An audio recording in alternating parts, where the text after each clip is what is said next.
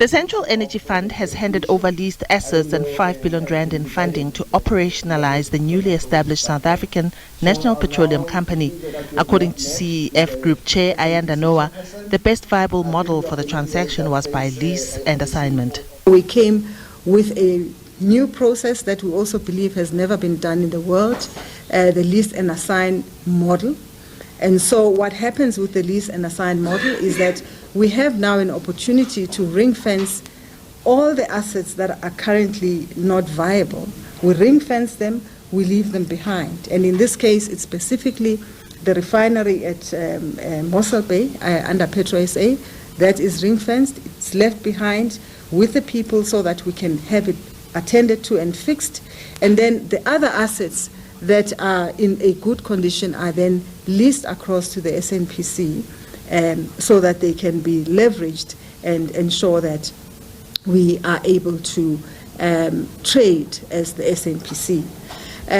In that process also, there is an opportunity to pay lease amounts back to the legacy companies so that they can get some remuneration for having given the SANPC the assets to be leased in order to do their business. SANPC CEO Godfrey Moagi says the South African National Petroleum Company will focus on stabilizing the organization as it charts its way into becoming a national energy champion.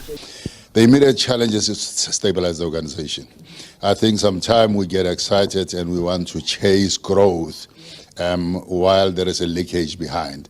So we need to make sure that we close the back door, there is no leakages. And the second thing that we need to do, we need to make sure that we've got robust governance processes. Because we made mistakes in the past, right?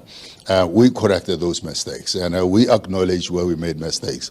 But actually there are a lot of good things that we have done. And I think one thing that we don't do well is to talk about the good things that we do and actually we keep on saying we need to learn to tell our own narrative.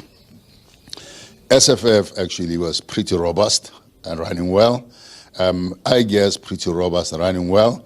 There were challenges with PetroSA, and we are awake to the fact that we're going to have to deal with those challenges and make sure that we actually are writing a different narrative as we go forward.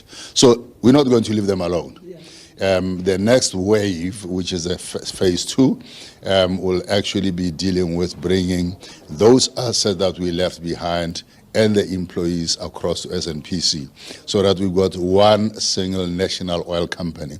The SANPC says after a series of consultation between organized labor and non-organized labor representatives, 402 employees have been transferred to the new company and are subject to a 12-month cooling-off period to avoid any job losses during the transition period. Diabo Seto, SABC News, Johannesburg.